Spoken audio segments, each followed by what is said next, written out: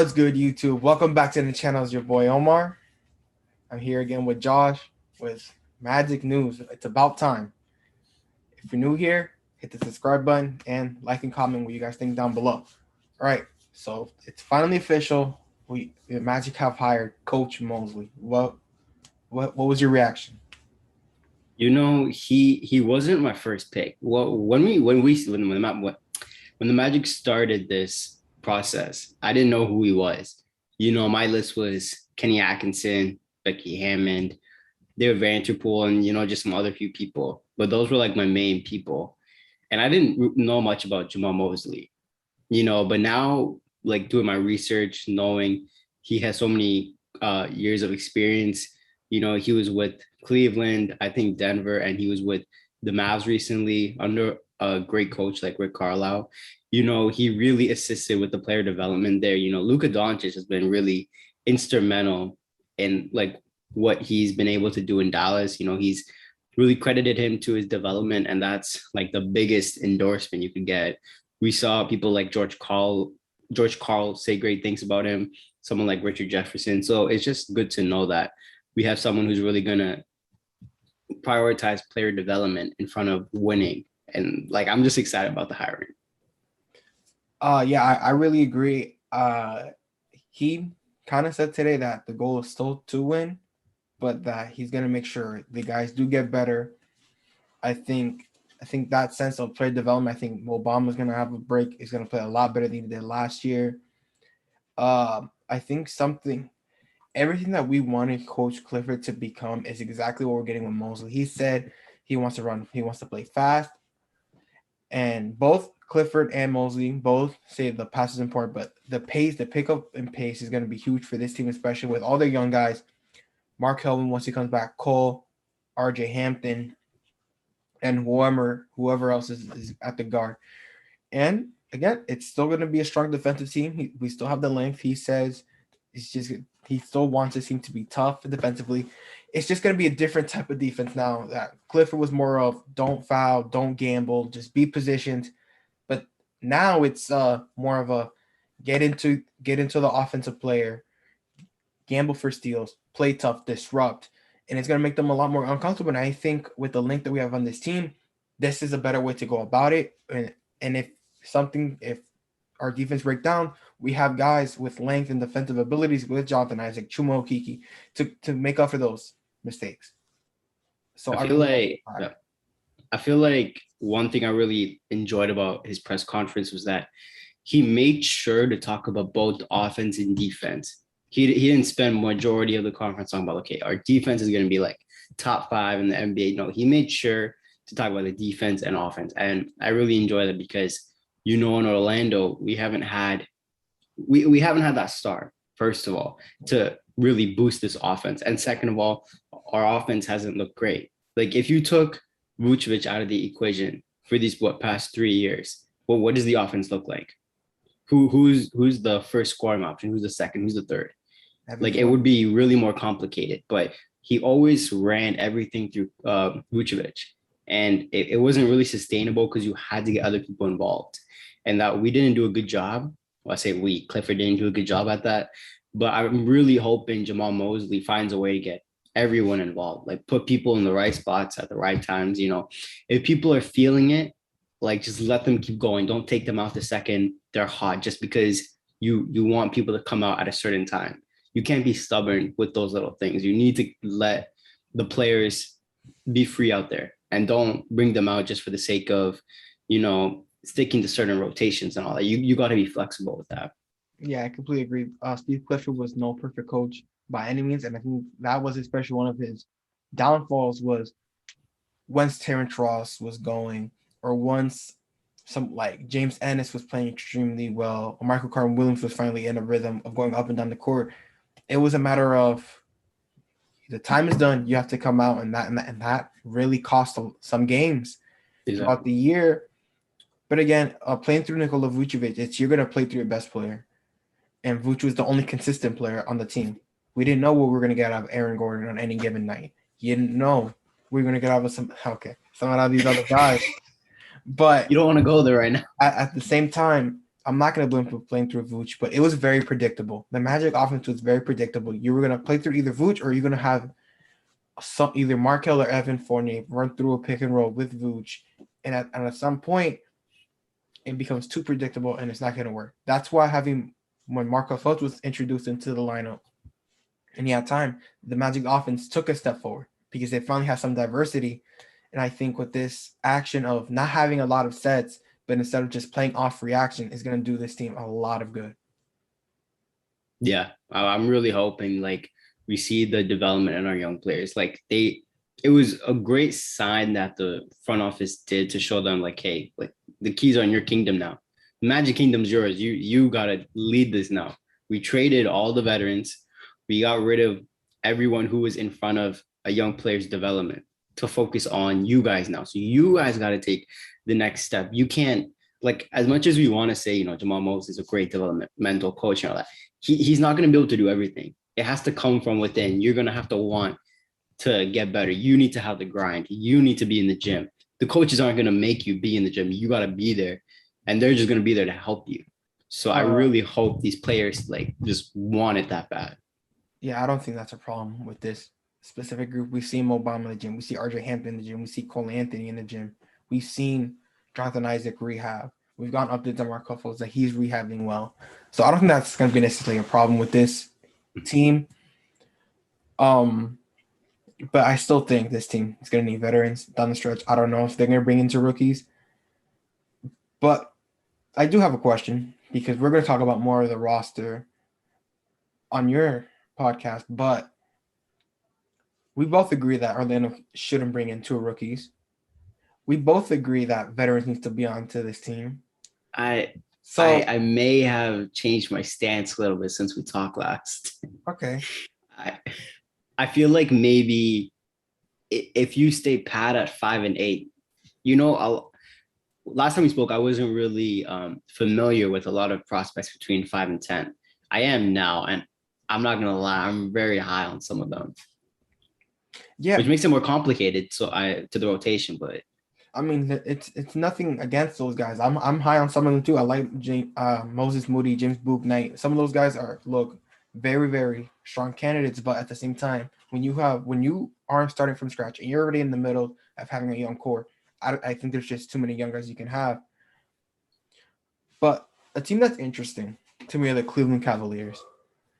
That for whatever reason they're doomed to be a franchise that seems to make wrong decisions all the time, but they seem to want to move off Collin Sexton. So there's so many reports about that. There's so many mixed reports right now. So here's my question. Don't ask me what I think you're about to ask. Hold on. We all know the point of having a pick as high as 5 and a pick as high as 8 is to grab a player who could put the ball in the basket and create his own offense and get that player. So the opportunity does not appear for Orlando to move up into the top 3. Are you willing to trade 5 and 8 and player X for Collin Sexton? Oh, man. Can I get back to like a week or two? Like, okay, right? Okay, I haven't watched Cleveland games, but I have seen a lot of context and highlights from this year, and he's taken a huge step in their game. So either they want to get rid of him because he's a bad locker room guy, or they're just mixed reports out there. But 5 and 8 and player X, I feel like for Collin Sexton, man, when he was in the 2018 draft, right? Yes, same class as Mo and Wendell Carter. He was drafted after them, right? Yes. After Mo. After Wendell, yes. I was really high on Collin Sexton. Like that year, I remember everyone was talking about Trae Young at point guard, but I'm like, yo, don't sleep on Collin Sexton. Just because he's going to go to Cleveland and you're not going to see much of him doesn't mean he's like a bust or anything. If you've seen him, you know he's special. He's that young boy. He has that nickname. 5 and 8. The only way we get Collin Sexton is if we give up Markel Fultz. There's no way they're going to have Markel Fultz and Collin Sexton on the same team. One of them is going to be starting, and the other one will be very mad. Okay. You're not gonna have them, and all right, all you right. can't. So Collin Sexton averaged 20 plus points a game on very good shooting splits. And that's the player you want with the draft pick. Because if you draft a Cade Cunningham, you're not so worried if Cade Cunningham takes over Markel's starting spot. So you should have that same attitude towards Collin Sexton, who's played great. He's a willing defender. He might not have the greatest defensive techniques, but he shows the energy on the defensive end. He's a great scorer, and that's exactly what we've been missing. So you're willing to move 5 and 8. So before I give my answer, would you do that trade? Yes. I am willing to, if Collin Sexton is available, this is the type of player or you're aiming to get in the draft anyways. And you So player already X doesn't have to be Markel. not necessarily. You're telling me Markel and Sexton can be on this roster together. There's nothing certain that Markel Fultz is the starting caliber point guard of the future on a championship team. I'm not saying Collin Sexton is either, but if you have a chance to get Collin Sexton after getting screwed over by the lottery, you do what you got to do to get a very good player. And this is the Magic aren't going to go into free agency and find that player. It's never going to happen. That's not the franchise that the Magic are. Well, Porzingis is out there, and he's already gotten paid. Pretty sure you don't want to do that one. There's the other superstars, because also with the timeline, you don't want to trade for Bradley Beal is 26 years old now. Bradley Beal, by the time this team's ready to compete, is 30. Collin Sexton is still 22, 23 years old. Okay. Yes. I'll do the trade. 5, 8. But player X can't be a random person. It's not going to be a veteran. I know it's not going to be a veteran. I'm not trading Markel. I'm not trading J.I. I'm not trading Bamba. And I'm not trading Cole. So it's either R.J. Hampton, Chuma Okeke, Wendell Carter Jr., Terrence Ross or Gary Harris. In my opinion, they're going to want one of the guards because the idea of doing this trade is you're going to have the opening at point. You're going to either get Suggs. You're going to have pick 3, 5, and 8. You're going to get Green, a combination of Green, Suggs, Kuminga, Scotty Barnes, Boot Knight, Moody. You're going to have 3 top 10 picks if the Cleveland Cavaliers doing this trade. And I guess that might be the reason why they're willing to move on from Collin Sexton. But I think it's foolish for Cleveland to do it this way. I think there's better avenues for them to improve. I still think if you're interested in Kuminga, just move pick 3 and move down. But if they're obviously trying to shop Collin Sexton, I just think it's something Orlando should look at. I'm not gonna lie, it's definitely enticing Collin Sexton to Orlando. I like that. I like that. Collin Sexton to Orlando. Because again, there's nothing sure at your point guard spot right now. Markel's coming off an ACL tear.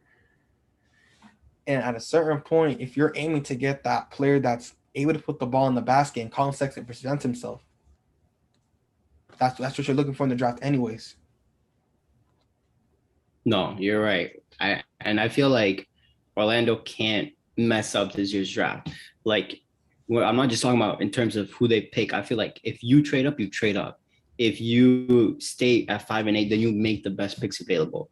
You can't mess up by, like wavering the opportunity on draft night, because draft night is going to be a hectic day. It's going to be a hectic day. We're going to hear Magic's in trade discussions. We're going to hear, they're interested in this player, this player. I don't know about like, yeah, we don't really hear many rumors coming out of Orlando, but they need to get it right. So if they're certain that their guy is Cade or Jalen Green, you trade up. Maybe not give whatever it takes, but we have the ammo. Out of all the teams in the lottery, we have the most to offer. The Pistons and the Rockets, I'd say we have the most to offer. So just make this draft count. I agree. Whatever happens on draft day.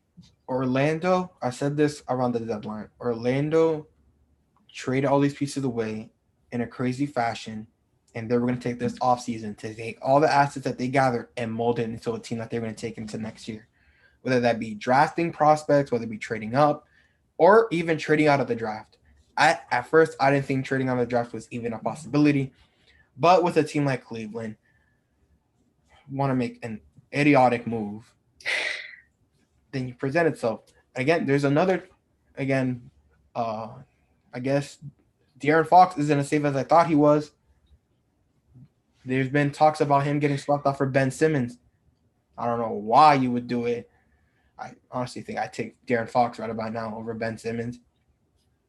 But if Sacramento is looking to blow it up because Marvin Bagley didn't work out, you got Halliburton. Buddy Hield is just doesn't fit the timeline anymore because you took way too long to build a strong caliber team. This may be the way you do it. Just trade out of the draft and trade for a player that's already been in the NBA, is so young, and it makes sense. Okay, I got a serious trade offer for you. If the 76ers offer Ben Simmons from Markel, what are you doing? No. I'm not paying Ben Simmons that type of money. And this team already can't shoot. I'm good. Yeah, no, I do the same thing. They can keep Ben Simmons. I just want to see how fast you say no. All right. That's gonna wrap it up here. Thank you for coming on. Let me know what you guys think down below. My Magic fans, would you trade for Collin Sexton? Yes or no? Let me know. Like, comment, and subscribe. See you guys next time. Peace.